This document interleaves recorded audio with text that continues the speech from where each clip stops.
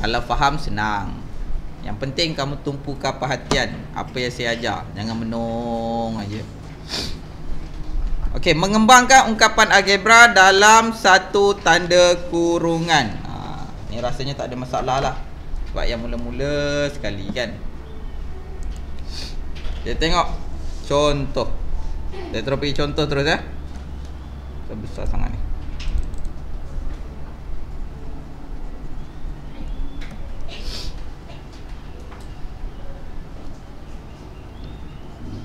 Tiga 2 tambah X. Soalan dia kembangkan. Dia tak suruh bagi jawapan yang solid. Tahu jawapan yang solid? Jawapan yang macam tu. Macam mana? Dia suruh kembangkan. Jawapan yang solid ada satu nombor tunggal ataupun nombor ni lah. Kalau kembangkan maksudnya kamu kena buat apa? Kalikan. Tanda kurungan ini bermaksud dia macam ni. Kalau 3 kali, kalau macam ni 3 kali 2. Dalam kurungan tu ada 2 je. Ada satu nombor je, nampak tu? Okey, tapi masalahnya ada X lagi.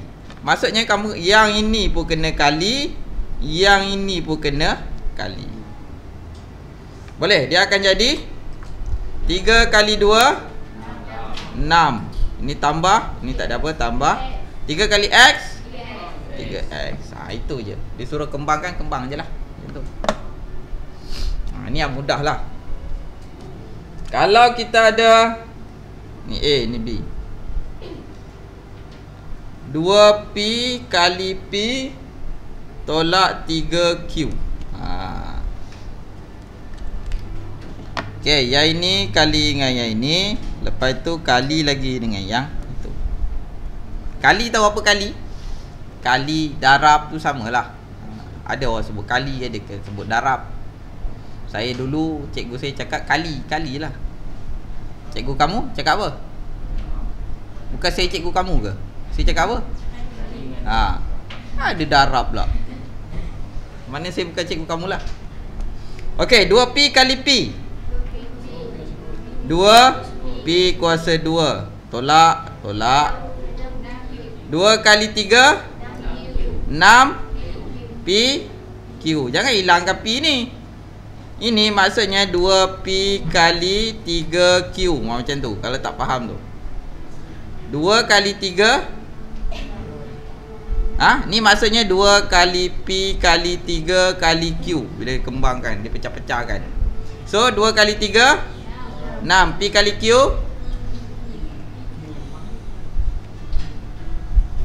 Boleh? Boleh? Ada soalan? Ada soalan? Tak ada? Okey, boleh saya teruskan? C.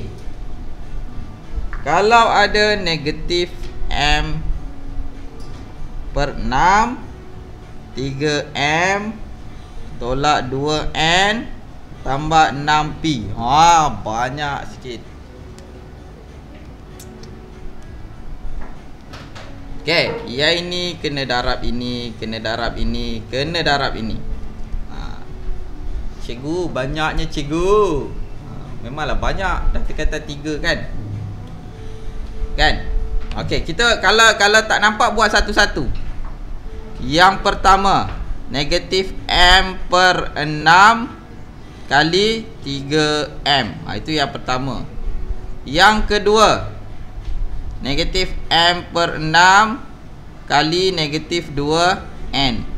Dan yang ketiga, negatif M per 6 kali 6P.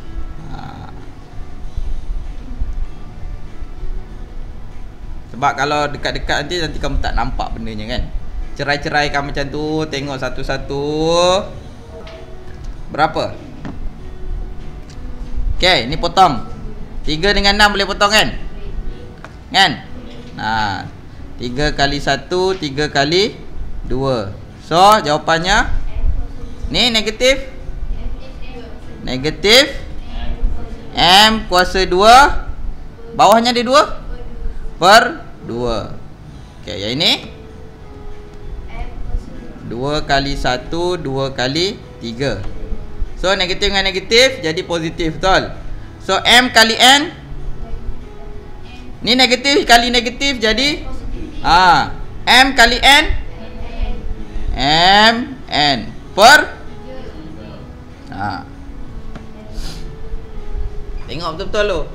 Syafiq, faham ke? No je, ke dah ingat bersiko tau. Okey, ni potong mana? 6. Ni potong, ni potong. Negatif, positif jadi negatif. M kali P, MP. Jadi jawapan kamu masukkan aja dalam persamaan. Ni apa?